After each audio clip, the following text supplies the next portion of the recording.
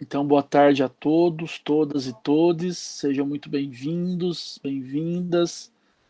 Nós estamos aqui começando mais uma atividade da disciplina Religião e Sociedade e hoje um momento especial, que é essa conferência com o professor Alan Coelho, que eu tenho muita gratidão de ter ele aqui com a gente nessa tarde.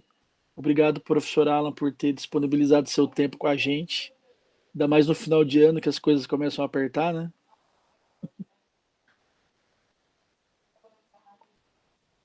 Alan, antes de apresentar você para eles, eu vou apresentar eles para você, tá? Bem, nós temos aqui uma disciplina que é uma experiência que eu comecei a fazer. Era para ser uma disciplina conjunta, graduação e pós, mas por conta do ensino remoto emergencial, a gente fez uma parte junto e uma parte separado, né? Graduação e pós, mas são predominantemente alunos e alunas da graduação em Ciências Sociais, mestrado e doutorado em Sociologia, Antropologia Social e Performances Culturais. Esqueci de algum curso, gente? Se eu esqueci, vocês me ajudem a apresentar a turma. Né? Uma turma boa aqui, além de alunos especiais, alunos convidados, né? Por exemplo, a Maria Aparecida, nossa aluna convidada, professora também, né? Vários professores e professoras também que já estão exercendo o magistério. E uma boa parte do pessoal que está aqui, Alan, tem estudado o tema da religião. Tem vários, enfim, vários assuntos aí, né? Então, por exemplo, a Emília, que estuda religiões de matriz africana, tem gente que estuda catolicismo, né? E temos também, Alan, pesquisadores e pesquisadoras do NER. Eu estendi o convite para a turma do NER, que é o Núcleo de Estudos de Religião Carlos Rodrigues Brandão. Então tem gente aqui também do grupo, né, de Estudos de Religião Carlos Rodrigues Brandão. Nós temos também já mestres em Ciência da Religião, né, o Valdir, por exemplo, já é mestre em Ciência da Religião. Então temos uma turminha aqui interessada em entender o fenômeno religioso no mundo contemporâneo, tá certo? E você vai nos ajudar muito hoje falando a partir dessa temática capitalismo e religião. Né? O Rafael mesmo está super interessado no tema. Eu queria apresentar agora o Tô. professor Alan. Não é, Rafael? Sim, adoro. Ah, pois é, a Maria Aparecida também é mestre em ciência da religião. Nós temos um pessoal aqui, já, né, como se diz, já conhecedor do assunto, né? Então tem a Maria Aparecida, temos doutorandos, né, que também já são mestres ou em ciências sociais ou sociologia, antropologia social. E eu comecei falando com o microfone desligado para manter a tradição, né, gente? Os primeiros 5 minutos eu sempre falo e vocês não ouvem, porque o meu microfone está desligado até alguém, enfim, né? Então eu tenho que manter aqui a tradição, né? Mas eu vou apresentar agora o professor Alan, e se faltou alguma coisa da apresentação de vocês, viu, turma? Por favor, se manifestem no chat ou pode abrir o microfone aí, né, para falar. Mas, gente, o professor Alan, né, é um grande amigo, um parceiro de pesquisa e de sonhos, né, de utopia. A gente se conhece desde menino, né, Alan? Que não faz muito tempo, porque a gente é novinho ainda, né? Mas o Alan, ele é doutor em Ciências da Religião pela Universidade Metodista de São Paulo e pós-doutor pela Escola de Altos Estudos em Ciências Sociais, né? Inclusive, recentemente, enfim, concluída na França. A tese do professor Alan, por exemplo, ganhou prêmio da CAPES de melhor tese na área de filosofia, não foi, Alan? Né? Filosofia, né? No ano em que ele defendeu. O Alan tem vários trabalhos publicados, daqui a pouco eu vou colocar o link aqui do Lattes dele, muita coisa online disponível para vocês lerem, e eu convido vocês a darem uma olhada lá no currículo Lattes do professor Alan. A gente já escreveu texto, a gente fez algumas coisas já em comum, né, de pesquisa, temos texto publicado, um texto, inclusive, que debate o tema das afinidades eletivas a partir da obra do Michel Louvi, que é um autor em comum nosso. Né? Tem dois autores que a gente tem tentado trabalhar juntos aí, um deles é o Michel Louvi, né, principalmente os estudos do Michel Louvi sobre o campo religioso, as análises do Michel Louvi acerca da obra do Walter Benjamin, e o Franz Hickelhammer, do qual o Alan é um dos especialistas aí no mundo contemporâneo, enfim, né, da nova geração. Talvez seja um dos especialistas mais importantes aí do Rick Lammer, e sem sombra de dúvida um dos cientistas sociais mais importantes, cientistas sociais da religião mais importantes da minha geração. Então eu tenho muito orgulho de ter você aqui com essa turma hoje, viu, Alan? Quero te agradecer mais uma vez pela sua presença e, enfim, a fala é sua, o povo quer te ouvir hoje. Então eu vou parar de falar por aqui. Bem, obrigado, Flávio, pelo convite. Fico muito feliz de estar aqui. É uma linguagem estranha, né? Na verdade, eu estou no mesmo lugar aqui que eu passei o dia, mas é bom que a gente possa estar conectados nesse ambiente, sei lá, onde é virtual. Bem, esse é o meu tema de estudo, a gente estuda aquilo que gosta, né? Então, eu estou discutindo as relações capitalismo e religião faz algum tempinho. Fico feliz de estar podendo aqui apresentar um pouco dos pressupostos da pesquisa e um pouco do que a gente está aprofundando nesse momento. Flávio, como é que funciona? Qual que é a dinâmica do encontro? Quanto tempo a gente tem? Qual que é o... que é o costume? Então, se você puder falar em torno de meia hora, 40 minutos, se achar que é pouco, não tem problema, dá para estender um pouco mais. E depois a gente abre para as questões, os alunos podem fazer, os pesquisadores que estão aqui podem fazer pelo chat ou diretamente pelo microfone. Podemos fazer assim? Claro, perfeito. Obrigado. Então, a minha proposta é a seguinte, eu vou apresentar o tema, vou apresentar, assim, 3 grandes campos, e aí, a partir das intervenções de vocês, comentários, provocações, a gente vê o que é o interesse para o aprofundamento, né? Então, faço primeiro um painel, e aí a gente decide para que lado que a gente aprofunda. Eu sou formado na filosofia, né? O Flávio falou a minha menção honrosa na CAPES na área de filosofia, porque até pouco tempo atrás as ciências da religião, a teologia e a filosofia compunham uma área única na CAPES, né? A separação é bastante recente. Mas, por outro lado, eu estudo autores que são das ciências sociais. Praticamente todos os autores que eu estudo, recebem o carimbinho de ciências sociais, né? E, para completar a salada, eu trabalho num departamento de educação. Eu trabalho na pós-graduação em educação. Então, eu costumo dizer que eu estou num campo, de fato, de interface dessas 3 áreas, mas, visivelmente, vocês vão ver que tem um enfoque da filosofia, né? Bem, capitalismo e religião. Quais são as grandes coisas que a gente poderia dizer? A primeira coisa é que não é nenhuma novidade, que autores clássicos do pensamento moderno relacionam o desenvolvimento do capitalismo numa certa associação com a religião. Isso faz parte das grandes teses que procuram explicar e pensar o desenvolvimento do mundo moderno. Sejam aquelas pessoas que trabalham nas perspectivas que são aquelas que a gente considera como tradicionais, como Weber, por exemplo, ou sejam as pessoas que trabalham dentro de uma perspectiva da crítica dessas posições. Então, a gente pega o Weber, o Habermas e outros, eles fazem uma certa ligação entre capitalismo e religião numa determinada perspectiva, ou os que trabalham dizendo que essa é uma perspectiva limitada, parcial, eurocêntrica, etc., também vão propor uma outra relação entre capitalismo e religião. A gente pode dizer que as ciências sociais, como nós as conhecemos, mas o pensamento moderno como um todo, então aqui estou falando toda a filosofia moderna, a gente tem uma certa perspectiva de que esse campo de estudo se constitui num certo enfrentamento com a religião. Então, é muito interessante porque o mundo moderno muda o que a gente entende por religião. Veja que o mundo moderno tem algumas premissas. Que premissas que a gente pode dizer, assim, que estão presentes em quase todas as teorias sociais modernas? A ideia da secularização, a ideia da progressiva racionalização e o desencantamento do mundo, a ideia da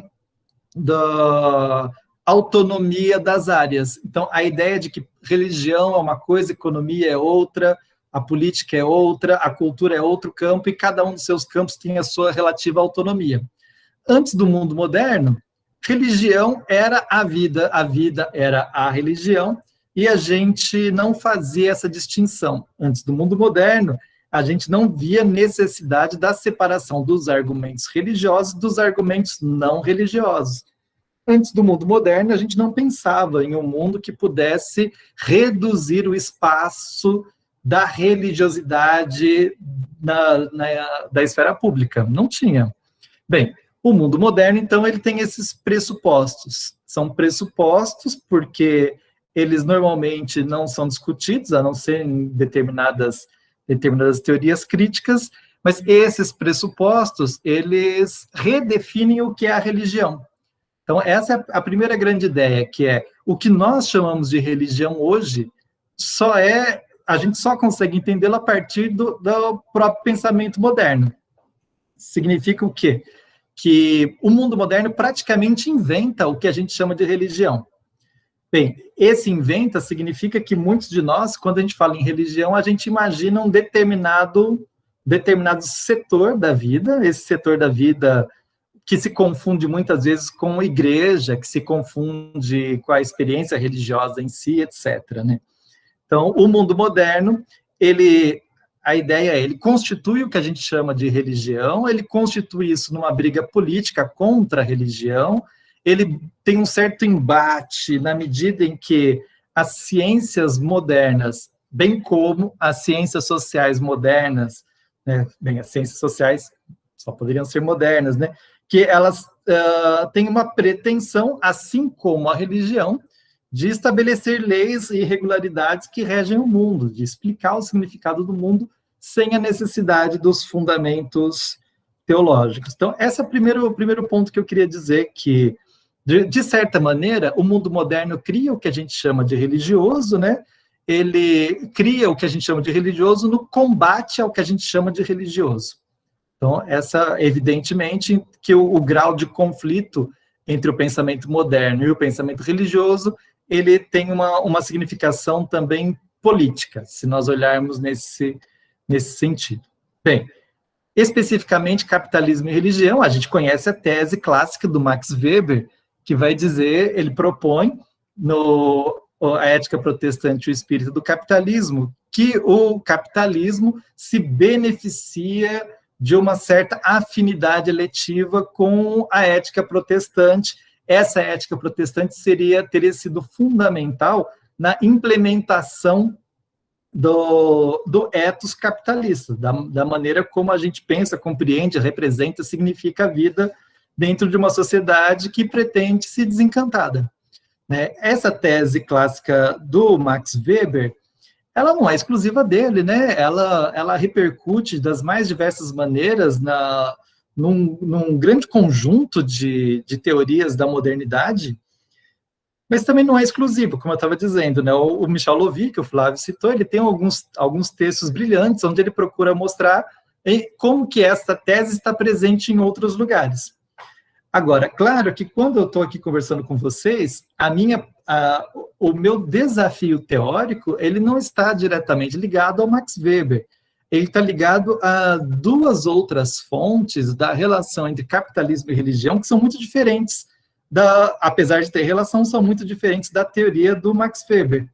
E aí, é claro, vocês já devem saber, né, que nós temos dois lugares em que a associação capitalismo e religião, ela não é uma conexão de duas coisas diferentes, mas ela é uma conjunção de coisas parecidas.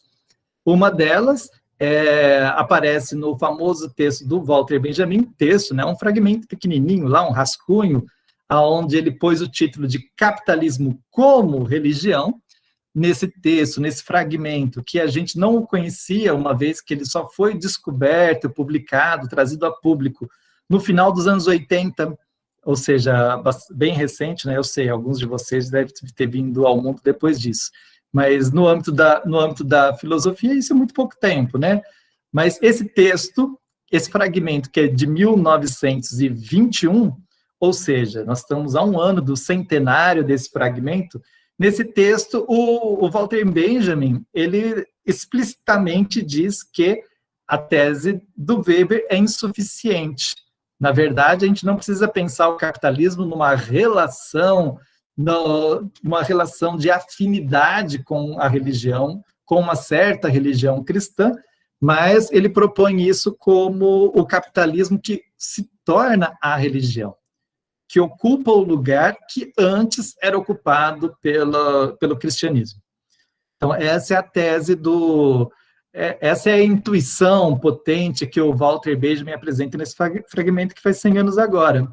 Mas, como eu disse, bem, esse fragmento ganhou importância histórica antes do a gente conhecê-lo, porque na América Latina, um grupo de militantes sociais, um grupo que inclui um certo setor que vai dar origem ao que a gente convenciona chamar de teologia da libertação, mas que eu, Flávio e outros, seguindo a categorização do Michel Lovy, a gente prefere chamar de cristianismo de libertação, né? No cristianismo de libertação, aí incluindo todo um grupo social que compartilha certas características. Entre essas características, pensar a transformação da América Latina a partir da própria América Latina, pensar a transformação da América Latina. Essa transformação não é uma transformação qualquer, uma transformação em direção ao socialismo, né? Mas é pensar esta relação de maneira interdisciplinar, portanto, você articula nesse grupo cientistas sociais, economistas, psicanalistas, educadores e teólogos, enfim, um grande conjunto de teólogos, né, das mais variadas posições, e juntando essas características, a ideia de que o capitalismo se transforma numa religião do fetiche. Então, nós temos dois momentos em que o pensamento crítico formula a hipótese de que, ou talvez a tese do Weber seja limitada, que a tese do Weber ela não dá conta de explicar o que de fato aconteceu, e o que de fato teria acontecido nessas duas formulações é que o capitalismo ele se torna religião, ele se torna uma religião do Walter Benjamin, essa religião, a religião cruel, de culpabilização, que não tem expiação, no qual Deus é o responsável não pela redenção, mas pela culpabilidade infinita, etc., etc., né, as características que ele apresenta lá.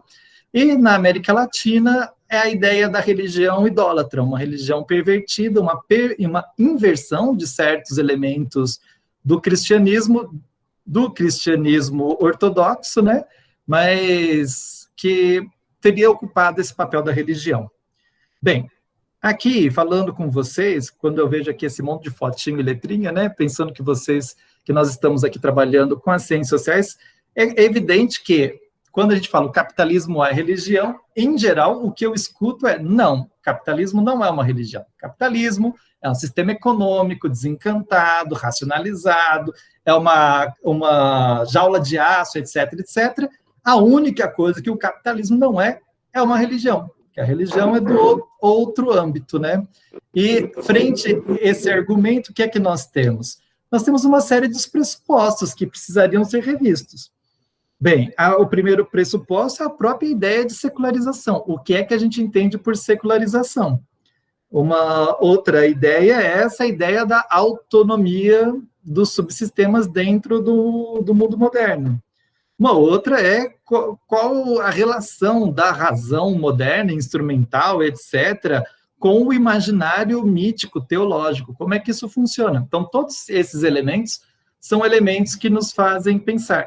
Bem, e aí uma definição que é uma definição dificílima para as ciências sociais é o que é a religião. Né? Convenhamos que nós temos aqui dois grandes grupos de definições de religião, aquelas que vão na direção da religião como uma função social, né? E outros que vão pensar a religião no âmbito de uma essência, de um algo que é o religioso em si. E nós temos no meio dessas duas grandes posições, claro que eu estou simplificando aqui, né, para facilitar a nossa conversa, nós temos no meio dessas duas grandes posições aquelas pessoas que tentam fazer uma articulação entre religião, compreendendo aquilo que tem características religiosas, mas também exerce certas funções sociais de religião. Então, são todos temas que a gente poderia aprofundar, porque eles são importantes e interessantes. O que é que a gente não poderia deixar de fazer? Bem, a gente está dizendo que o capitalismo, né, nesse setor social, que faz a denúncia do capitalismo como religião, nós não estamos dizendo que o capitalismo é uma igreja, né? A gente tem que se diferenciar o que é a igreja, o clero, de um lado, a igreja enquanto instituição, no outro aspecto, e a dimensão religiosa da vida numa outra instância. E pensar também que a ideia do pensamento mítico, teológico, ele tem uma profunda articulação com a dimensão religiosa, mas um não se reduz ao outro. Então, essas definições que são próprias do mundo acadêmico universitário, né, elas são necessárias. Bem, aqui a gente poderia ainda discutir o papel do que a gente chama de espiritualidade, nessa palavra que vem da tradição alemã na filosofia, né, o espírito, que dá a ideia do espírito do capitalismo, do Walter Benjamin, que também representa uma outra dimensão que tem relação com a religião, mas não é necessariamente religião, que não é necessariamente identificável com a religião. Bem, acho que eu já apresentei para vocês, então, nós temos um debate sobre religião e modernidade, quando eu falo que o capitalismo é uma religião. Nós temos um debate sobre secularização, desencantamento e os limites da própria razão moderna de se compreender a si mesmo. Nós temos o debate sobre os mitos e o teológico. Nós temos um debate sobre a religião. Dentro desse debate sobre a religião, nós poderíamos pensar também se todas as religiões pressupõem um aspecto do sagrado ou não. Então, é claro que aqui eu estou trazendo uma das principais categorias que as teorias sociais utilizaram para definir o religioso, porque se trata de uma definição moderna. Nós temos, ao longo da história da humanidade, algumas religiões que se revoltam contra a ideia de um sagrado como essencial do religioso, né? E aí surge a pergunta se é possível pensar uma religião que esteja fora desse âmbito do sagrado e do profano, dentro de uma outra lógica. Olha, então esses são todos os debates pressupostos quando a gente fala capitalismo e religião. No entanto, eu queria avançar um pouquinho, antes de devolver a palavra para vocês, eu queria falar de outros dois recortes. Acho que eu já falei metade do que eu pensei em provocá-los, né? Que, assim, nós temos várias maneiras de associar o capitalismo como religião dentro do estudo crítico do capitalismo, né? Uma primeira delas é mais tradicional, que é a ideia que o capitalismo se relaciona com a religião na origem, né? Então, aqui nós temos a ideia de que a religião, ela ajuda o capitalismo no seu começo, numa relação de causa e efeito, de um certo tipo de marxismo, que é um tipo de marxismo que acredita que a religião ela é condicionada pelos seus aspectos econômicos.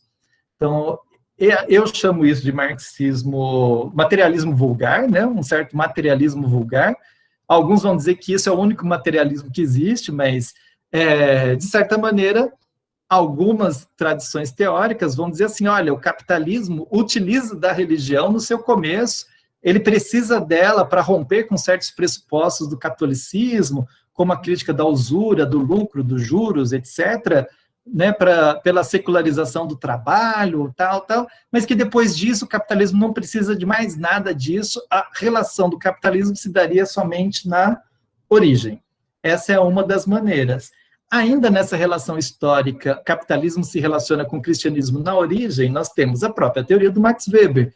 A teoria do Max Weber não é uma teoria de uma certa causa e efeito, ela é a teoria da afinidade eletiva, né, entre os dois fenômenos, e aí, então, o Weber defende a tese de que o capitalismo ele precisa de um espírito, né, e o seu espírito vai entrar em certa sintonia com parte dos valores do cristianismo. Parte, não todos eles, né? Então, seleciona um grupo desses valores e avança. Essa é uma das possibilidades de comparar capitalismo e religião, olhando a sua relação histórica na origem do capitalismo. Nós temos uma outra maneira em que autores propõem a relação entre o capitalismo e religião como uma espécie de legitimação espiritual do capitalismo. Eu costumo usar a expressão de quando teria surgido uma certa teodiceia capitalista, né? Teodiceia no sentido da filosofia mesmo, enquanto um discurso em que a gente explica os sofrimentos dessa vida a partir de uma legitimação sagrada, coisa do tipo. Ou seja, não do âmbito ao tipo de relação capitalismo e religião, não do âmbito da história, do ponto de vista do seu desenvolvimento histórico, mas do ponto de vista ideológico, da legitimação de certas ideias para que as coisas permaneçam como elas são. Se vocês olharem dentro dessa perspectiva de relacionar capitalismo e religião, nós temos uma delas que é explícita. Eu falo que uma é explícita e a outra ela é derivada, ela não é exatamente isso, mas ela aparece. O que a gente pode dizer como legitimação espiritual explícita? Nessa ainda a gente pode dividir em dois grupos. Um grupo que é quando a legitimação ideológica ela é explícita, mas secularizada. Secularizada porque é todo o discurso do reino de Deus, mas ele é feito de uma maneira como se não fosse religiosa.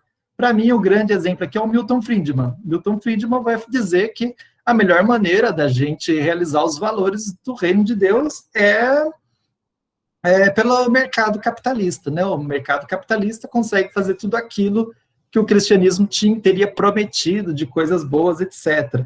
Então, você tem uma linguagem, uma secularização dos valores do cristianismo, dizendo, olha, quem cumpre isso é o mercado, quem cumpre isso somente a sociedade capitalista, somente o espírito empreendedor e a lógica do mérito é quem pode garantir a realização de certos valores prometidos pelo cristianismo.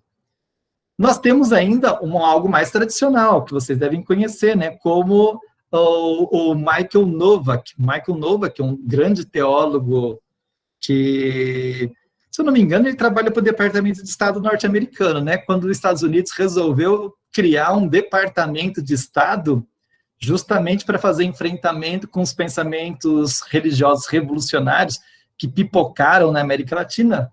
E o Michael Novak, ele vai dizer o seguinte, olha, realizar o reino de Deus a única maneira de fazer o que Jesus disse é pelo capitalismo, é pela sociedade de mercados e etc, e etc. Aqui nós temos, então, tanto no caso do Friedman, uma linguagem secularizada, ou do Novak, que é a teologia mesmo, é teologia propriamente dita, mas uma teologia do capitalismo, nós temos uma espécie de legitimação espiritual da sociedade capitalista como ela é. Você já deve ter pensado rapidamente aí, antes mesmo de eu ter falado, que você tem uma outra teologia, que é uma legitimação espiritual do capitalismo, que a gente pode dizer a teologia da prosperidade, por exemplo. Não só ela, mas como outros novos movimentos religiosos que são totalmente afins na lógica da meritocracia, do ser abençoado por Deus pela quantidade de produtos que a gente consome, etc. Acho que estou me estendendo, né? Mas eu vou sintetizar isso. Então, nós temos uma forma de relacionar capitalismo e religião pela história, nós temos uma forma de relacionar capitalismo e religião ideológica, e nós temos uma terceira forma de relacionar capitalismo e religião, que é pelo próprio funcionamento religioso do sistema. E essa forma do funcionamento do próprio sistema capitalista, do mecanismo de produção e consumo das mercadorias no capitalismo, nós vamos ter aqui duas maneiras de fazer essa crítica. Uma delas, a gente fala que é a alegórica. Por exemplo, Paul Lafargue, né? Paul Lafargue, ele escreveu um livro muito interessante que chama A Religião do Capital, onde ele vai falar assim, né? Assim como os católicos têm a sua Santíssima Trindade, o capital tem a sua Trindade. Assim como o Papa faz tal coisa, o capitalismo também tem seus dogmas. Assim como na oração dos cristãos você diz tal coisa, no capitalismo a gente diz tal coisa. E ele vai fazer um paralelo, mas é evidente que é uma alegoria. Ele está tratando de um âmbito da dura crítica. E ele está tratando a ideia de religião é uma coisa ruim, o capitalismo é uma coisa ruim, tão ruim quanto uma religião. Né? Mas nós temos uma outra maneira de encontrar um funcionamento religioso que aí é onde eu classifico o Walter Benjamin, eu classifico esse setor do cristianismo de libertação, que é a ideia em que o modo de produção do capitalismo, ele aprisiona a subjetividade das pessoas através do fetichismo, do capital, do dinheiro e da mercadoria. E pela lógica do fetichismo, você vai ter uma dominação da subjetividade, uma modificação dos desejos mais profundos e um tipo de promessa de realização, de redenção humana no mercado pelo consumo de mercadorias. Esse é o âmbito da minha pesquisa, tá? A minha pesquisa é essa. Eu estudo como a teoria do fetichismo do Marx, como que ela está presente nos textos do Walter Benjamin, como ela aparece nas chamadas críticas da idolatria do capital, idolatria do dinheiro.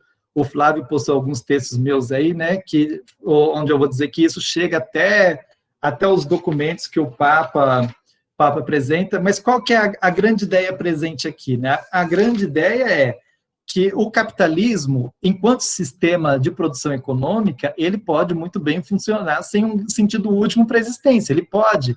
A grande pergunta é se os seres humanos vivem sem projetar, gestar e conceber fins para a sua própria existência. E a significação da vida, a consciência ética, o que é o bem, o que é o mal, o que é o critério último para julgar as ações que... Essa discussão continua sendo do âmbito da religião, ela continua sendo explicada em linguagem mítica, teológica, dentro das minhas pesquisas, né? E mesmo a pessoa que se pensa mais livre de qualquer aspecto religioso, ela pode ser afetada pelo feitiço e encantamento das mercadorias que brilham nas grandes vitrines das nossas avenidas, dos nossos centros comerciais, e nas telas dos nossos celulares e computadores. Então, esse é o terceiro e último ponto, né? Eu trabalho as fontes comuns do Walter Benjamin e a teoria crítica latino-americana, quais são os conceitos weberianos que eles compartilham, quais são os conceitos do Marx que eles compartilham, quais são as premissas que vêm desde a teologia judaica, mas que se transformam em teologia judaico-cristã, e, como Michel Lovy propõe, alguns elementos do romantismo, de um certo romantismo de tradição alemã, mas que se difunde pela Europa e todo o resto do mundo dentro do capitalismo. Então, essas são os principais elementos. Ou seja, um grande problema para compreender a modernidade, várias maneiras de relacionar capitalismo e religião, e uma maneira que o relaciona criticamente a partir da teoria do fetiche ou teologia da idolatria. São as coisas presentes. Curiosamente falando, no Walter Benjamin e nos teólogos da libertação, é claro, gente, que quando eles estão falando religião, eles não estão falando religião no sentido amplo de todas as religiões, eles estão partindo de um certo modelo do que eles compreendem como religião, tá? Então, é evidente que nos meus estudos, quando eu vou definir o que é religião, eu estou utilizando a noção de religião que os meus interlocutores utilizaram. Na teologia da libertação, por exemplo, aqui na América Latina, eles estão falando da religião cristã. E o Walter Benjamin, quando ele está discutindo religião, ele está incluindo no máximo o judaísmo, o cristianismo como um modelo do que ele entende por religião. Mas, curiosamente, mesmo que o Walter Benjamin seja alguém que vê elementos positivos na religião, mesmo nos teóricos latino-americanos, que, por influência da teologia da libertação, vem com simpatia um certo setor do cristianismo, todos eles, quando dizem o capitalismo é uma religião, eles estão fazendo uma dura crítica ao capitalismo. Claro que no caso aqui da América Latina, eles vão adjetivar, é uma religião perversa, é uma religião idolátrica, é uma religião fetichista. E aí, partindo de um certo pressuposto que a religião não é somente boa, a religião não é somente má, a religião ela tem uma função histórica e ela é julgada historicamente a partir da função que ela desempenha na sociedade. Bem, aqui caí de novo num certo funcionalismo, acho que é um pouquinho mais complexo que isso, né? Mas acho que serve como uma provocação para o que nós estamos falando. Flávio, eu falei meia hora já, né? Então, eu vi que apareceram aqui já algumas perguntas. Não sei se eu já vou respondendo essas perguntas que estão aqui, ou se eu falo mais da cultura de consumo, coisa do tipo. Eu gostaria que você falasse um pouquinho mais dessa cultura de consumo, que tá interessante ouvir, acho que o pessoal vai se interessar. E daí, no final disso, a gente vai para as questões aqui do chat, tá bom? E depois eu abro para as questões em geral. Acho que vale a pena você falar um pouquinho mais dessa cultura do consumo, que é bem interessante essa área da sua pesquisa. Tá joia. Então, vamos lá. Gente, eu já vi que tem as perguntas, não consegui ler direitinho ainda. Eu sou meio... Não, mas tranquilo, depois eu leio para você também, se precisar. Tá bom, eu não sou muito digital. Apesar de ter passado o ano dando aula pela internet. Eu sou super analógico, você tá falando, eu estou escrevendo no caderno, meu amigo. Olha como que são as coisas. As minhas coisas também vêm tudo pro papel, a gente anota, faz coisinha aqui, guarda os papéis depois, mas... Não tem jeito. Fica à vontade.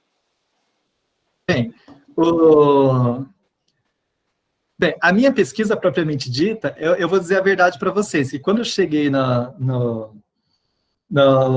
doutorado, a minha pesquisa, eu queria estudar o papel que as mercadorias exercem na ideia de realização pessoal.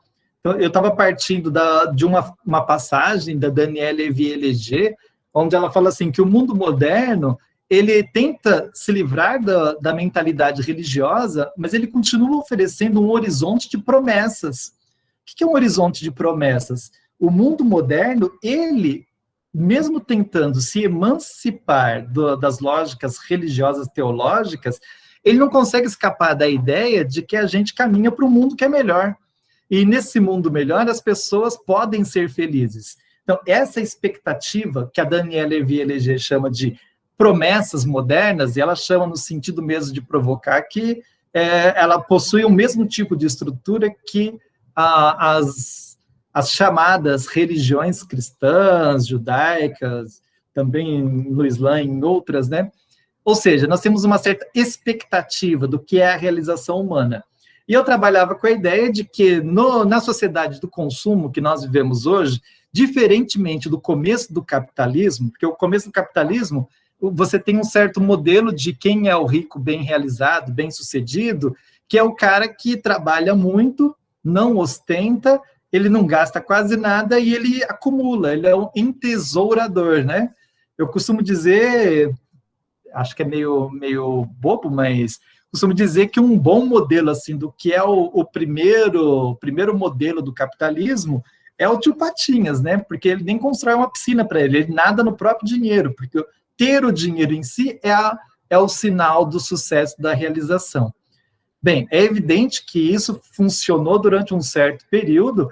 Eu acompanho bastante, acho que é uma explicação muito didática, muito boa, o que o Boltanski, o que a Pello propõe, naquele O Novo Espírito do Capitalismo, onde ele vai falar assim, olha, nós tivemos um modelo de capitalista que era o entesourador, nós tivemos um outro espírito do capitalismo, que era o industrial, o realizador, etc., e nós temos hoje um terceiro modelo, um terceiro espírito do capitalismo que move, ou seja, eu acho que essa classificação deles, ela ajuda a gente a entender certas transformações, não ajuda muito a gente a tentar transformar o capitalismo como ele é, mas ajuda a gente a compreender. E se a gente olhar dentro do modelo do que é uma pessoa realizada e bem-sucedida hoje, ou seja, qual é o modelo de humanidade que o espírito do capitalismo nos oferece na nossa época? E é evidente, gente, que esse modelo de humanidade tem relação profunda com as mercadorias que a gente consome. Então, o consumo de mercadorias, ele passa para uma dimensão da vida humana que ele não é simplesmente a satisfação de necessidades econômicas básicas, né? As mercadorias, elas não dizem respeito apenas a necessidades vitais. Ela tem a ver com mecanismos de aprisionamento dos desejos, da subjetividade, da expectativa de realização humana. E aí, a gente pode fazer essa abordagem por vários elementos, né? A gente pode olhar, por exemplo, a propaganda da Coca-Cola. Eu fiz um trabalho, numa ocasião, foi bem divertido, de estudar as propagandas que a Coca-Cola faz no Natal. para procurar os elementos míticos teológicos que ela articula. Então, é evidente, gente, que uma propaganda que diz abra a felicidade, uma propaganda da Coca-Cola, é evidente que ali você tem uma relação no qual a propaganda te promete algo que o produto não pode te oferecer. O produto Coca-Cola, no máximo que ele pode te oferecer, é uma bebida de qualidade duvidosa. A gente pode até gostar quando está de ressaca, ela estiver bem geladinha, ela pode ajudar um pouquinho, mas que não deixa de ser uma bebida de qualidade duvidosa.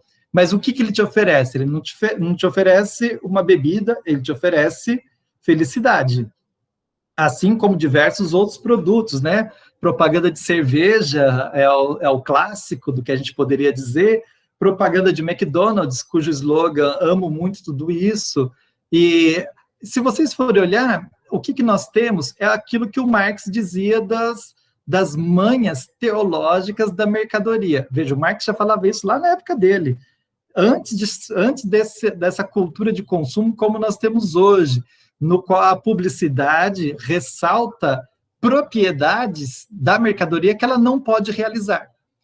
Então, você pega o publicitário da Nike e ele diz assim, Nike não é um tênis, Nike é um estilo de vida. A pessoa não compra Nike para poder caminhar ou proteger os seus pés. Ela compra Nike para ela se sentir participante de um espírito. Então, essas palavras do próprio publicitário, ele acrescenta, na sequência ele vai dizer o seguinte, que olha, a Nike não quer vender produtos, ela quer converter pessoas. E aí, bem, acho que há pouco tempo atrás tinha uma propaganda que era algo do tipo, era um carro parado na garagem e o slogan dizia, o carro que diz aonde você chegou mesmo antes de sair da sua garagem. Então, claro, é evidente que nós estamos tratando aqui que o carro, o que é um carro? É um meio de locomoção, um meio de transporte também. Vamos lá, a gente não sabe nem dizer se o automóvel individual é a maneira mais eficiente de você transportar as pessoas. Mas é um meio de locomoção. E nessa publicidade ela diz o quê? Que o carro é algo mais do que um meio de locomoção, ele é algo que expressa o seu grau de sucesso pessoal. Então, quando as mercadorias elas passam a dizer algo sobre as pessoas, e quando as mercadorias passam a mobilizar coisas que são características humanas, não das coisas, nós temos esse processo de inversão, de fetichismo, né? Que é o que o Marx dizia, o café dança na bolsa de valores, os automóveis realizam as pessoas e coisas do tipo. Dentro da cultura de consumo, nós passamos a ter essa dimensão da promessa muito clara. E aqui a promessa, gente, é uma promessa que pega todos, pega desde o mais pobre, que não pode consumir nada, ele não pode consumir, mas ele acredita que ele é infeliz porque ele ainda não tem aquilo que, se ele tivesse, seria feliz. Até qualquer um de nós que está numa faixa entre os que... Eu não falo classe média, tá? O Flávio também acho que não deve usar, porque ele é um sociólogo de inspiração marxista, né? Porque é difícil de entender isso, né? Eu estava vendo o debate dos candidatos de São Paulo, e alguém perguntou lá, mas e quem ganha R$2.000, você não vai fazer um programa para classe média? E eu fiquei pensando, meu Deus, o cara ganha menos de 2 salários mínimos e está achando que é classe média no país, né? Então, classe média não explica muita coisa. Mas vamos pensar o seguinte, quem está participando do mercado de consumo? Né? Porque a gente pode olhar para aquele que está fora do mercado, aquele que não tem grana para consumir nada, mas ele é desafiado a consumir. Nós temos aquelas pessoas que estão dentro do mercado de consumo e elas não conseguem consumir tudo aquilo que gostariam. Bem, vocês poderiam me explicar como é que funciona isso? Acho que todo mundo tem algum exemplo para poder dizer o seguinte, que quanto mais a gente tem potencial de consumo, mais coisas a gente poderia consumir. Isso não significa que a gente fica feliz, né? Porque a gente fala assim, bem, quando eu tiver um carro, eu serei feliz. Aí você tem um carro. Não, mas quando eu tiver um carro zero, eu serei feliz. Aí você tem um carro zero, você conquista. Aí não, mas é quando eu tiver um carro bom mesmo. Não, quando eu tiver uma Ferrari, eu seria uma pessoa realizada. E aí você tem gente que tem 6 Ferraris, e você pergunta para ela, e aí, você é uma pessoa realizada? Não, eu vou ser quando eu tiver a minha 7ª Ferrari. Estou falando, todos os casos que eu estou falando tem alguma correspondência com a vida real, tá? Não é mera coincidência, não. Ou seja, a cultura de consumo, ela promete a felicidade, inclusive, para os ultramilionários. Os ultramilionários, eles também são convencidos que se eles podem comprar tudo, e comprando tudo, eles serão felizes um dia. E o que a gente percebe é o aumento exponencial do grau de frustração, depressão, suicídio e sentimento de impotência frente à própria vida. Porque a gente pode desejar infinitamente, a gente não consegue consumir infinitamente, nem porque o dinheiro não permite isso, o planeta ele não pode ser consumido infinitamente, mas os desejos são infinitos. E dentro desse modelo, desde o mais pobre até o mais rico, experimenta a sensação profunda da frustração. Aí você pode ler, por exemplo, a biografia do Rockefeller. Biografia do Rockefeller, no qual ele conta que o pai dele teve tempo para uma conversa com ele quando ele tinha 19 anos de idade. Ele conta bonito, assim, meu pai sempre foi muito responsável com o dinheiro da família. Quando eu tinha 19 anos de idade, eu tive a oportunidade de conversar com meu pai, e aí ele conta tal, e... Gente, o livro dele é sobre o sucesso da família Rockefeller, mas quando a gente lê aquele livro, fala assim, isso aí é uma desgraça, isso é um inferno, uma família que não tem, o pai não tem tempo nem mesmo de conversar com os próprios filhos, você vê a frustração permeada em todas as páginas, mas ele está dizendo que aquilo era necessário para a saúde financeira da própria família. Ou seja, o que eu estou querendo dizer é o seguinte, na cultura de consumo, nós temos uma relação fetichizada com as mercadorias, essa mentalidade, o fetichismo, não é uma relação de mercadorias, mas é uma relação de pessoas mediadas pelas mercadorias e que produz uma promessa de felicidade que é quase que impossível de ser realizada.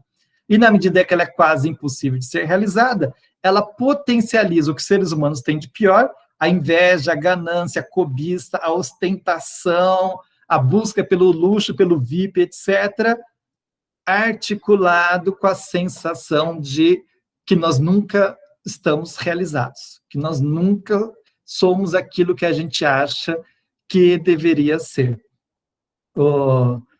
Bem, é claro que onde é que eu estudo tudo isso, gente? Eu estudo isso nos textos dos publicitários, nos textos dos economistas, nos teóricos do neoliberalismo, né? Então, eu estudo isso nos textos concretos. Aí vocês já logo vão dizer assim, esse cara só podia ser da filosofia mesmo, né? Os amigos da sociologia vivem me dizendo, agora a gente precisa fazer um estudo para ver como é que isso funciona no camarada que levanta todo domingo e vai lá limpar o seu automóvel, lustrar, etc. Será que isso é uma prática de culto? Será que, de fato, o centro comercial, ele ocupa o lugar das igrejas? Porque eu costumo dizer por aí, né, que antigamente as pessoas estavam chateadas com a vida, ela ia rezar numa igreja que estava com a porta aberta, tal. Hoje a pessoa está meio frustradão, meio chateado, tal, vai dar uma volta no shopping, né, ver se compra alguma coisa, tem algo lá que você precisa, e se você fizer uma comprinha, você volta mais animado para casa. Ou seja, seria importante fazer um tipo de pesquisa de campo, né, Flávio, para poder verificar como que as pessoas exercem na prática de consumo certas práticas que antes eram do mundo explicitamente religioso, das igrejas, da devoção, etc. Tem um estudo que compara as portas e a estrutura das igrejas das grandes cidades com a estrutura e as portas dos shopping centers. São coisas muito interessantes, mas eu não estou na pesquisa de campo, estou na filosofia, então eu estudo textos, argumentos e estruturas mentais, representações, etc., né? E aí eu provoco vocês aqui, quem sabe entre vocês não surjam outras pessoas que gostariam de fazer essa pesquisa de campo, né? Na vivência da nossa experiência de viver tentando se realizar como pessoa humana sobre o neoliberalismo. E aí, Flávio, falei mais meia hora sem parar, meu Deus. Ótimo, ótimo. Vamos para as questões agora? Eu queria priorizar as questões que já foram feitas aqui no chat, Se você quiser, eu posso ler para você, para ler em voz alta para todo mundo. O que você prefere, assim? Pode ser, leia, e a gente, enquanto você lê, eu formulo a resposta. Então tá bom, eu vou começar com as duas questões aqui do Charles Henrique. Ele pergunta primeiro: professor Alan, boa tarde. Essa apropriação da religião pelo capitalismo faz odiernamente com que a relação entre razão pública e religião sejam úteis, porém a razão pública ditando suas regras para a religião? Essa é a primeira pergunta dele.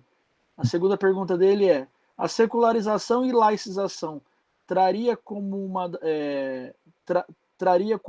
das consequências uma crise de fé religiosa no fiel? Vivenciamos uma secularização hoje? Essas são as duas primeiras questões. Daí tem outras. A gente faz por bloco? Vamos nessas duas, né? Aí já é um bom desafio. Bem, ótimo. Eu diria o seguinte, acho que a primeira pergunta ela é mais difícil de pensar, a segunda, a minha posição é mais definida, um pouco mais radical em relação a isso, mas vamos lá, né? A razão moderna, eu vou falar da razão moderna pensando assim, desde o Descartes, explicitada no Kant, idealizada no Hegel, organizada sua crítica no Weber, na Escola de Frankfurt, etc. A razão moderna ela é compreendida como uma fração da maneira como o ser humano pensa. O ser humano, se a gente for falar da racionalidade humana, ele tem múltiplas facetas, a gente reduz tudo isso para chamar de razão, que a gente chamou de razão instrumental, né? Ou razão voltada para fins, etc.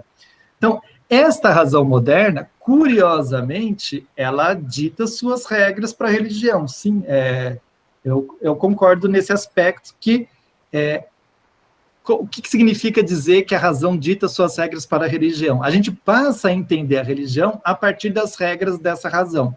Isso não significa que essa razão seja capaz de retirar os outros elementos de racionalidade, de representação simbólica mental que a vida humana pressupõe. Então, a verdade é que a gente passa a tratar como socialmente válida um tipo de argumento e um tipo de racionalidade. E a gente desconsidera tudo que não se encaixa nisso. Agora, o fato de a gente desconsiderar não significa que não exista, né? Então, eu acho muito curiosa que tem a passagem do Max Weber no Política como Vocação. Não sei se é no Política como Vocação ou no Ciência como Vocação. Acho que é no Política como Vocação. Você me corrige depois, Flávio, se eu estiver errado, mas num desses dois textos... Quando eu nunca sei, eu falo no livro Ciência e Política, Duas Vocações. Isso, Ciência e Política, Duas Vocações, essa edição mesmo que tá lá. Obrigado, Flávio. Aonde o Weber fala assim, olha, a razão da ciência, ela dá conta de explicar o funcionamento das coisas.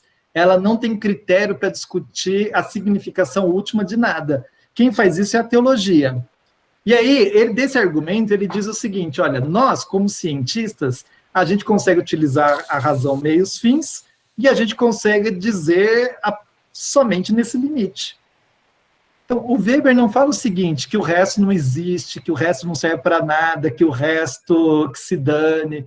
Não, ele está falando o seguinte, que nós, na ciência, a gente só consegue falar até um certo limite. Todo o resto é uma discussão de fundamentos últimos que tem a ver com a teologia. E aí ele fala assim, o critério da ciência não é o critério que vale para a teologia. São critérios diferentes. Enfim, ele não avança nesse argumento, mas ele termina a nova edição, né, A Ética Protestante, levantando a hipótese, falando assim, olha, gente, como é que nós vamos fazer? Será que vão ter que surgir novos profetas que vão ajudar a fazer a crítica da razão que nós temos hoje? Ou na passagem da luta dos deuses, onde ele fala assim, os deuses que deveriam estar mortos nos seus túmulos, pela lógica da secularização que caminha para isso, os deuses que deveriam estar mortos nos seus túmulos, eles saem dos seus túmulos e mantêm a sua luta universal pela significação da vida. Então, a minha conclusão é que o próprio Weber, a minha leitura que eu faço da teoria weberiana é que o próprio Weber diz que a razão da ciência não é capaz de discutir os deuses. Mas isso não significa que que não seja necessário discutir a fundamentação última da vida, porque os deuses saíram dos seus túmulos, né? E aí acho que tem a ver com a segunda pergunta. A segunda pergunta, se a secularização traz uma crise de fé religiosa, eu acho que não. Na verdade, é que eu penso que a secularização ela é mais uma proposta do que um fato. Então, quando a gente olha, né, os limites da secularização, eu sei que tem gente que vai tratar a ideia da secularização como um desenvolvimento que caminha para a secularização. Aí a gente olha a sociedade e vê que o mundo não está mais secularizado do que era antes, que fenômenos religiosos brotam nas sociedades altamente tecnológicas, né? Que num curso de física vão surgir dezenas de experiências religiosas as mais estranhas possíveis. E, bem, aí tem gente que vai dizer que isso é uma revanche de Deus, um retorno do religioso, retorno do sagrado, revanche de Deus, etc. A minha hipótese é a seguinte, que no mundo moderno, o que a gente chama de secularização é a redução do espaço político das antigas instituições religiosas, igrejas. É isso que a gente chama de secularização. E isso não é ruim, isso não é ruim. Agora, isso não significa que o sentido último da vida tenha se perdido. Então, aqui eu estou indo bem ao contrário do que as teses do desencantamento do mundo propõem, né? Eu tenho a impressão, se eu levar o Walter Benjamin a sério, que esse fundamento último da existência é feito hoje pelo capitalismo. Só que isso é tão bem feito que a gente nem percebe que isso é uma dimensão religiosa. A gente pensa que isso é uma dimensão puramente econômica, da produção econômica. Essa é a dinâmica, essa é a ideia da crítica do capitalismo como religião. Para dizer isso, nós temos que dizer que nós precisamos reorganizar o que a gente entende por secularização. Ou seja, vivemos uma secularização hoje. Se a gente for trabalhar com os conceitos do Weber, a gente vai dizer que a secularização está em crise.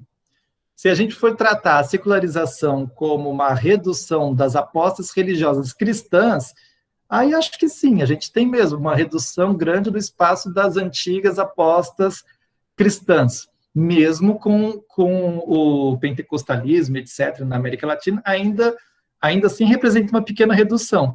Agora, isso não significa que a vivência humana, de uma maneira geral, sobre a cultura de consumo, que ela não seja profundamente encantada por um sentimento religioso ou mítico-teológico. Enfim. Alan, o Flávio Teles Mello, ele lembra aqui, né, do Habermas, que ele vai falar que a sociedade é pós-secular, mesmo o Estado liberal continuando secular, né? E eu também queria aproveitar para lembrar o próprio Peter Berger, né? O Peter Berger agora próximo da morte, quando ele vai falar da necessidade de se pensar. Ele não está dizendo que o paradigma da secularização está superado, mas ele está falando que é necessário pensar um novo paradigma a partir da perspectiva do pluralismo, né? Porque o que ele observa é que no mundo contemporâneo tem convivido aí não só uma pluralidade de ideias religiosas, mas também de ideias seculares, né? E não sei se você quer comentar um pouco isso, assim, né? Bem, aí são universos de críticas diferentes, né?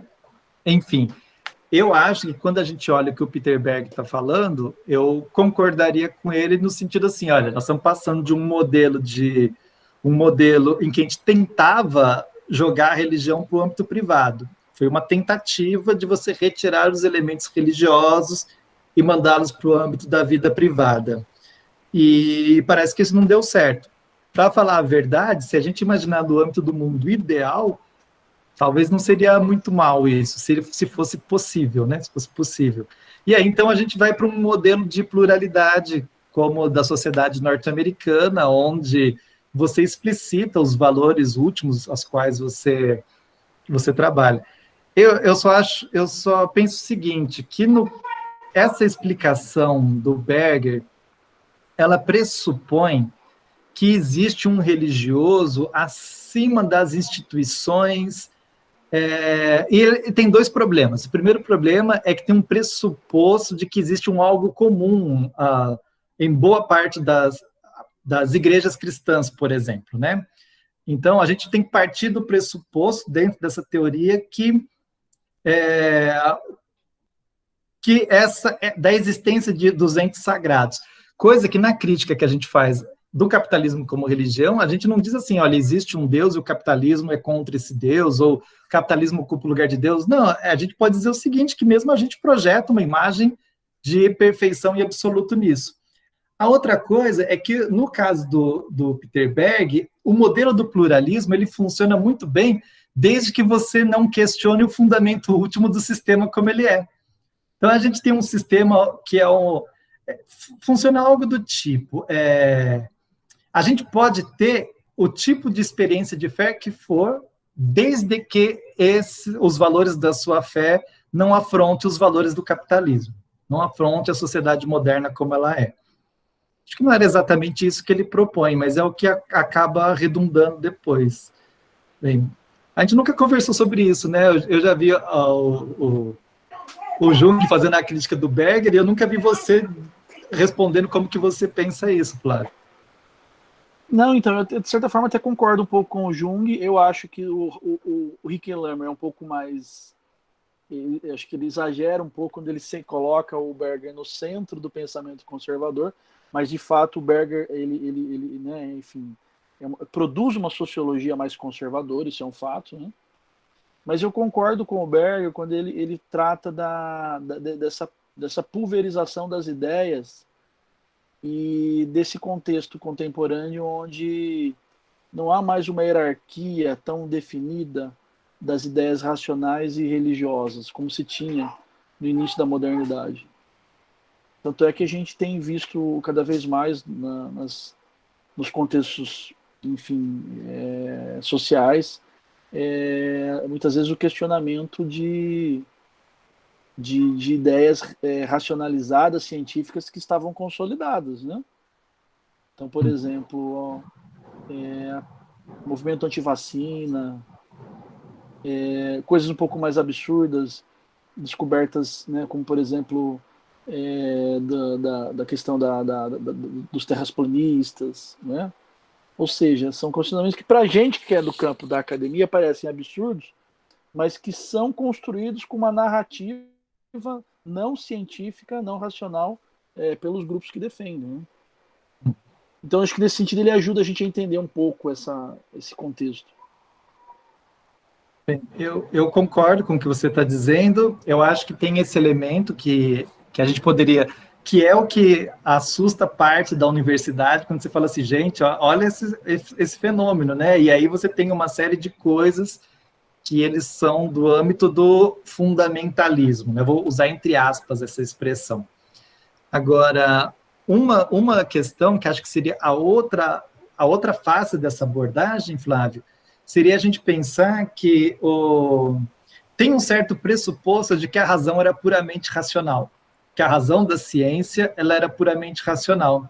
E eu acho que esse pressuposto ele é falso, porque ele tinha uma aderência a uma certa configuração, eu estou usando aqui uma certa constelação, no sentido da escola de Frankfurt ali, né, mítico-teológica, no qual a razão ela se espelhava dentro de um certo modelo mítico, e que durante um período isso não foi nem escondido. Então, quando a gente pega aí no século XVII, XVIII, começo do século XIX, parte do pensamento econômico e filosófico e tal, ele é baseado numa certa compreensão de Deus, metafísica e etc. Isso não é escondido, né? Então, você pega o livro de teologia do Kant, você pega o Adam Smith tem textos teológicos, porque não é uma coisa da qual você deriva uma separação. Eu tenho a impressão que essa separação é muito mais século XIX do que agora, né? Do que antes.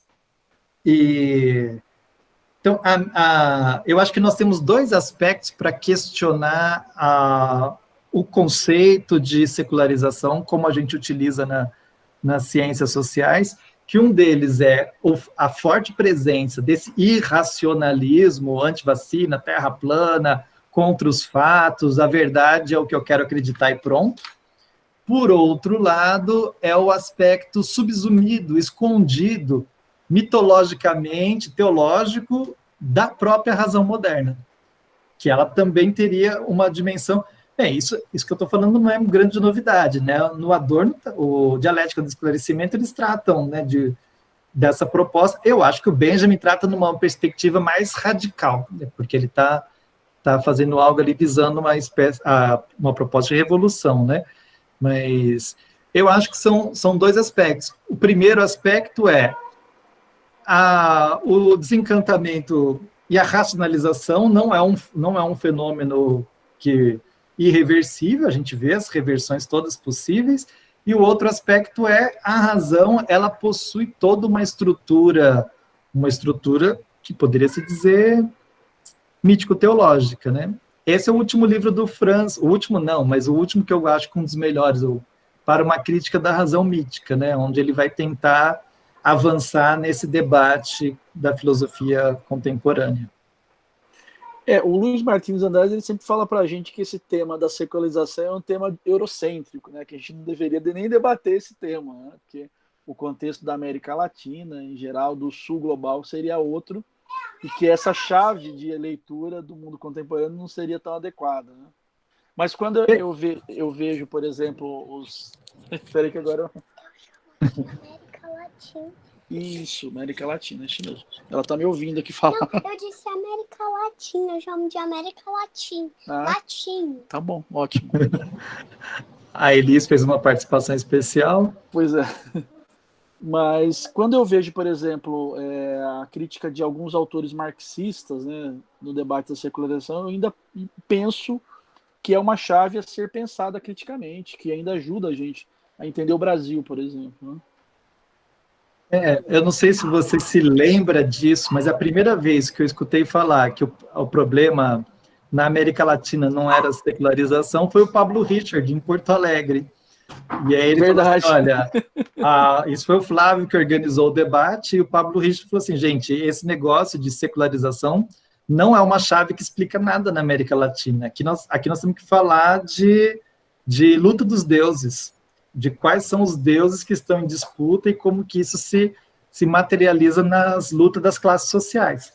Então, o Pablo Richard já falou para a gente naquela época, bem, mas isso é do texto dele dos anos 80, né? Nos anos 80 ele já estava propondo que essa chave de leitura ela não era suficiente. Eu fiquei assim, bastante convencido, vendo os trabalhos lá do Cesor, do pessoal que está colecionando as teorias sociológicas sobre a secularização, fiquei bastante convencido de duas coisas, que a secularização não é uma teoria forte, ela é muito mais um paradigma, uma chave de organização do pensamento, do que uma teoria argumentada e comprovada. Os limites da teoria são gigantescos, então eles deixam de fora boa parte da realidade como ela é, para poder se explicar através da secularização. E a última coisa infelizmente, boa parte do mundo universitário trata a secularização como um pressuposto. Ele é um dado, ele é um elemento, então a gente precisa discutir a partir da chave da secularização para poder discutir entre os nossos pares na universidade, mas que ela é uma chave de explicação questionável, eu acho que é. Não, com certeza. E no campo da sociologia especificamente, é mais dramático, Alan, porque aqui no Brasil, nas últimas décadas, nos últimos 15 anos pelo menos, vamos dizer assim, centrou-se mais o debate, não na secularização, mas num aspecto da secularização que é a laicidade. Quando o sociólogo no Brasil foi exigido de debater religião e política, eu acho que os autores em geral na sociologia aqui no Brasil, que estudam religião, eles começaram a concentrar muito no debate da laicidade, que eu acho que limita ainda mais. A secularização já é assim problemático, apesar de eu achar ainda uma chave importante, focar só na laicidade, eu acho que restringe demais, inclusive a nossa compreensão sobre, por exemplo, o advento desses novos atores religiosos no campo da política brasileira, que é o caso dos pentecostais, né? Mas é o que tem acontecido na sociologia da religião no Brasil. Então, a questão da laicidade, ela, enfim, ela é um regime, né? Um regime de governo, tal. É curioso porque a gente vê é assim, né? Então, quando surgem pentecostais de direita, da extrema direita, etc., ocupando o espaço político, tem um setor da universidade que reivindica a laicidade.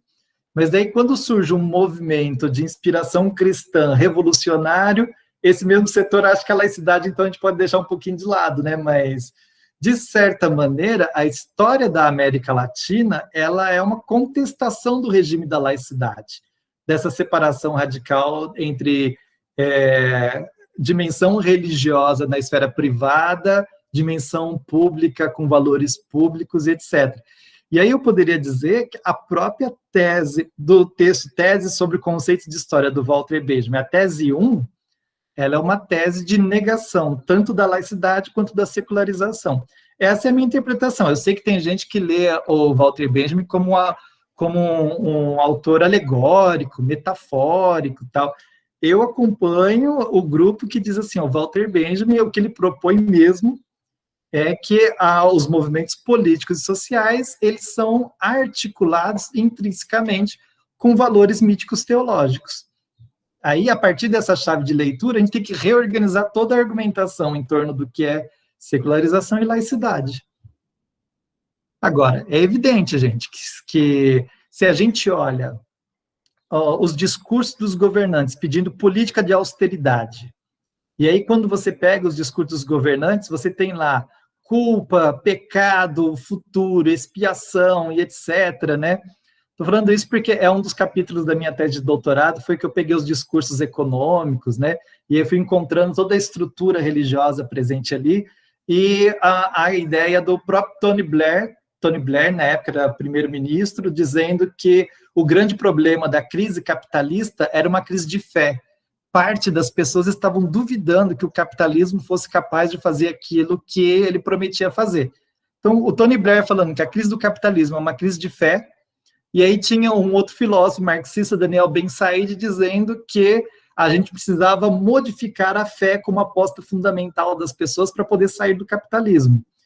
Então, se você tem um cara da direita, um cara da esquerda, dizendo que nós temos um tipo de discurso econômico que organiza a vida das pessoas e que isso é baseado nas apostas de fé, então, acho que a chave da secularização ela fica questionada, né? Pelo menos as teorias clássicas de secularização. Parafraseando a Daniel Villegé, um estava advogando a conversão e o outro a peregrinagem, né? Exatamente. O trânsito, né? Ó, deixa eu seguir aqui com questões aqui do chat. A Glauciane Marcela, que é a minha aluna do PIBIC, ela está perguntando o seguinte: professor Alan, me bateu uma curiosidade sobre sua formação filosófica e de ciência social. Existe algum conflito entre sociologia e filosofia na questão da teoria, de como se pensa, racionaliza e estuda a religião? Se sim, como o senhor se situa na sua pesquisa e em seus estudos? Você já deu uma pincelada sobre isso, né? Foi, exato. Eu acho que eu terminei falando disso, né? Que a ideia é assim, eu sou formado na filosofia, eu fiz o mestrado e o doutorado nas ciências da religião.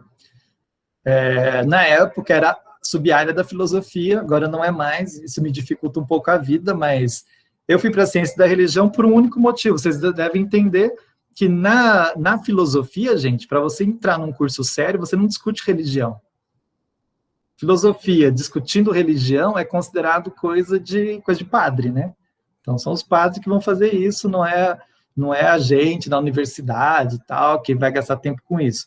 Então, a filosofia universitária, por forte influência moderna, ela tem uma resistência muito grande com os temas da religião, coisa que a sociologia supera muito melhor, apesar de a gente saber que tem muita gente que também acha que a sociologia da religião é uma sub-área de menor importância para entender a sociedade, enfim, né? A minha formação ela é filosófica. Eu não acho que tem um conflito entre sociologia e filosofia.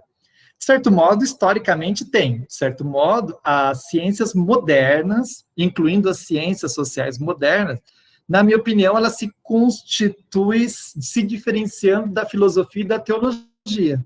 Então, ela se constitui como lugar legítimo de produção do saber, enfrentando o pensamento medieval, que se apoiava uma perna na filosofia escolástica e outra perna na teologia cristã.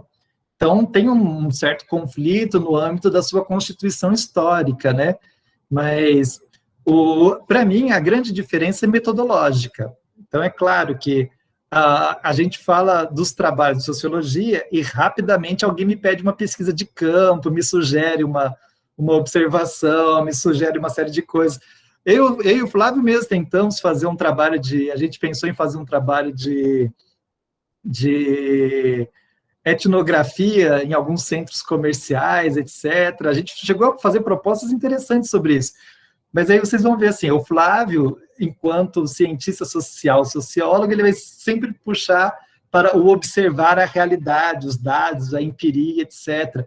Enquanto eu estou trabalhando com as representações mentais, a ordem dos discursos, da legitimação, dos fundamentos. Não acredito que sejam conflitantes, Glauciane, eles são diferentes, metodologias diferentes, e quando o tema é capitalismo e religião, é um bom lugar para que a gente possa convergir metodologias diferentes, porque nós estamos olhando um fenômeno concreto e cada um pode observá-lo a partir do seu método, da sua concepção. Acho que isso enriquece bastante o debate. Mas, Flávio, aquela proposta de trabalhar junto, escrever aquele texto, a gente não pode esquecer não, tá? Já passou um ano dele, mas... Tá na pauta, vamos escrever. Faz parte da nossa agenda de trabalho, com certeza. 2021 tá chegando.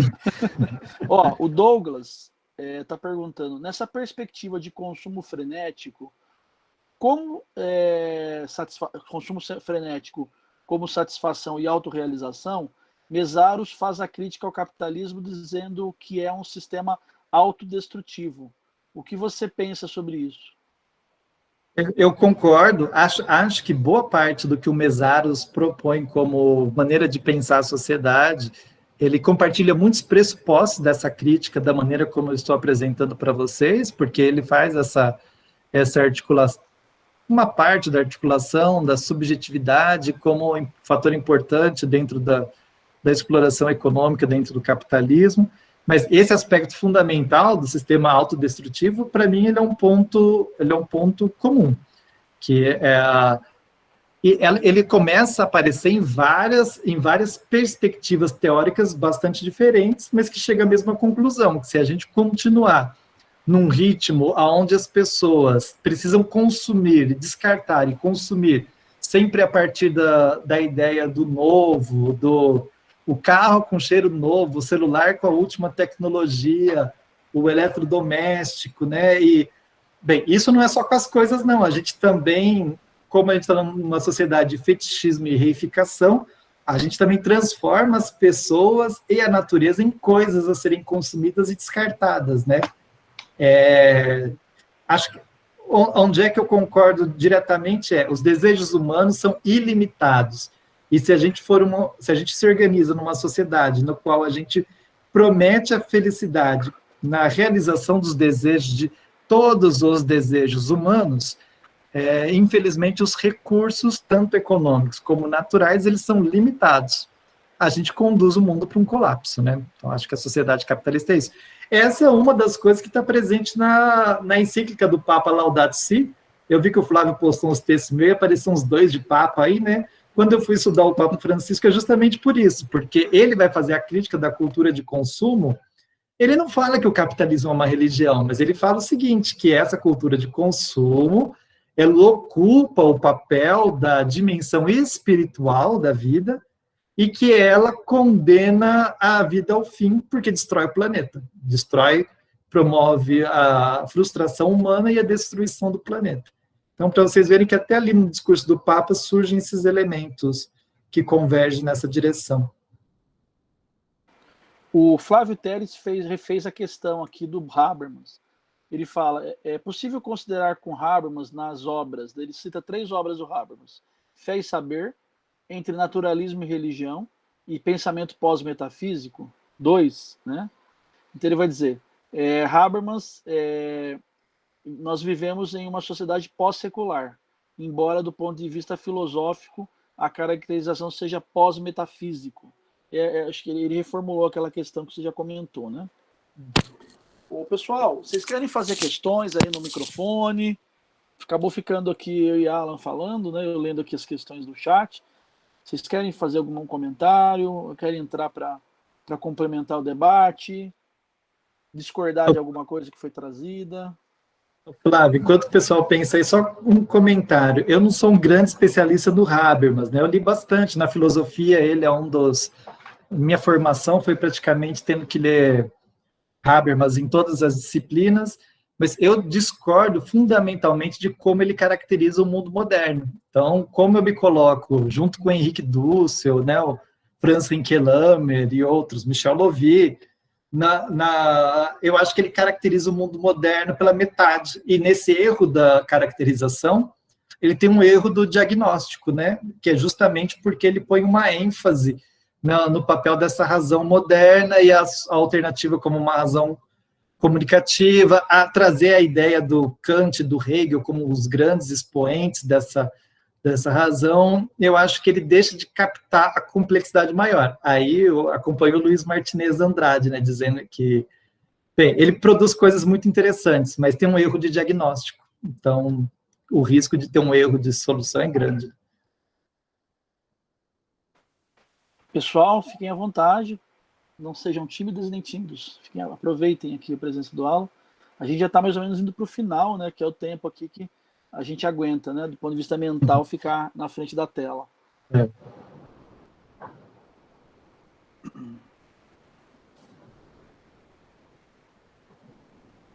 Bem, eu acho que então que o pessoal está satisfeito. Mais alguma questão no chat?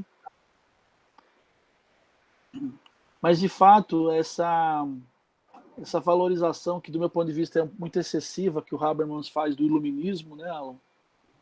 Porque, enfim, claro, tem esse elemento eurocêntrico, mas vai ter também outros autores que a gente acaba, que são importantes também, e a gente acaba utilizando, apesar dessa lógica eurocêntrica, né?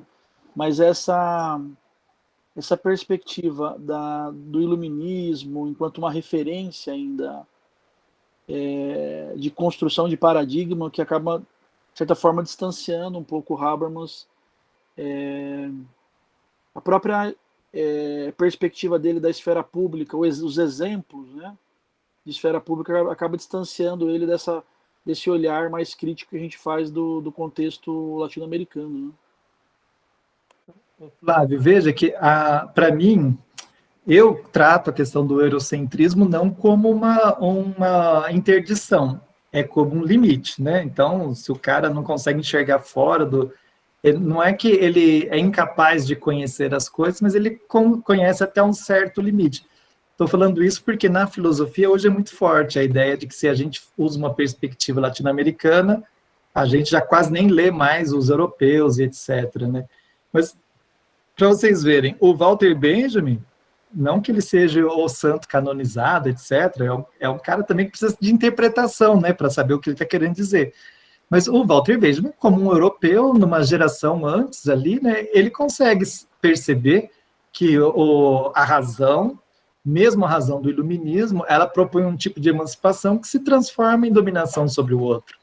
Então, o Walter Benjamin mesmo vai dizer que a configuração da modernidade, ela começa com a escravidão na América Latina, na África e na América Latina, e que muda a maneira da gente pensar para uma configuração de horror, né? Ou seja, é um europeu, é um cara que está lá, pensando do jeito dele, mas é que ele consegue olhar a constituição da modernidade com seus elementos de contradição, enquanto que no Weber, o elemento da emancipação, ele parece puramente emancipação, né? Ele não se afirma como, por vezes, dominação, sujeição, opressão de um outro, né? Ou de uma outra racionalidade.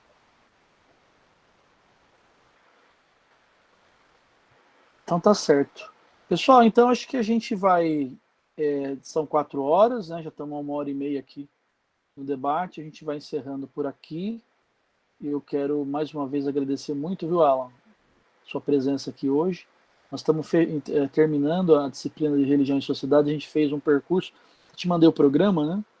a gente optou por debater a partir das 3 referências clássicas das ciências sociais, que é o marxismo, o funcionalismo e o racionalismo, e dentro delas nós trouxemos, além das referências Marx, Durkheim e Weber, nós trouxemos também autores contemporâneos e autores brasileiros. E pensamos temáticas específicas do contexto brasileiro, né, do ponto de vista da religião. Então fizemos todo esse movimento, foram, enfim, um semestre inteiro no sistema de ensino remoto emergencial, e fechar com esse debate sobre o capitalismo, religião que você traz aqui, fecha com chave de ouro esse nosso percurso. Então, muito obrigado mesmo pela sua presença.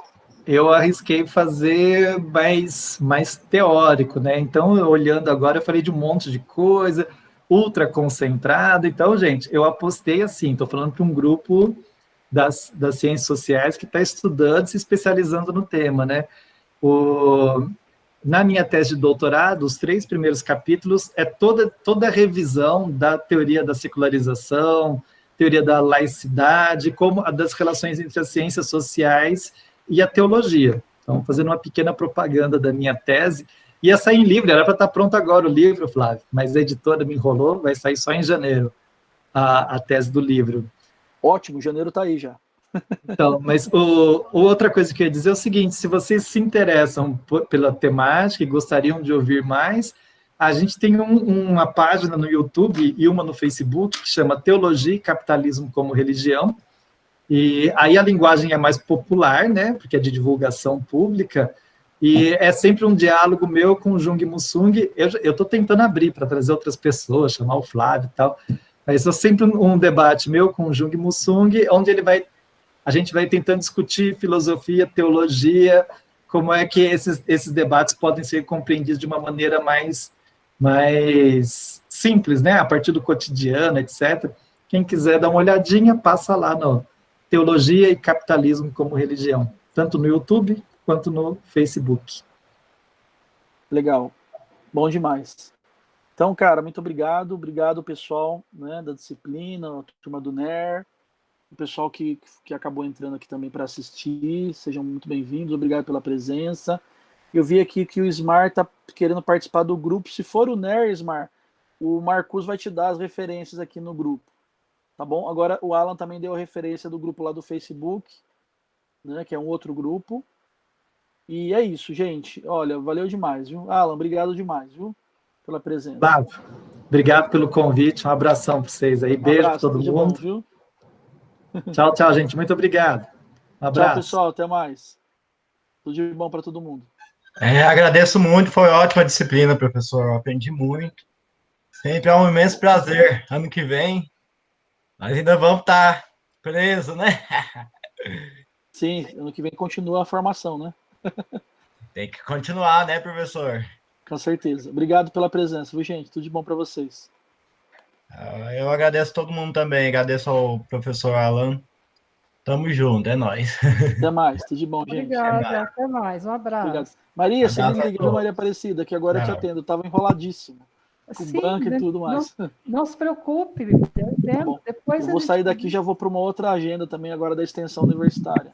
A vida não para, apesar da pandemia. A gente está rodando parado em casa, mas rodando no mundo virtual. Isso. A gente conversa depois, sem problema, tá? Muito obrigada. Então. Valeu demais. Obrigada, pessoal também. Tchau. Para todo mundo aí, pessoal. Abraço aos colegas. Até mais. Tchau, tchau. Tchau, gente. Tchau, tchau. Obrigado.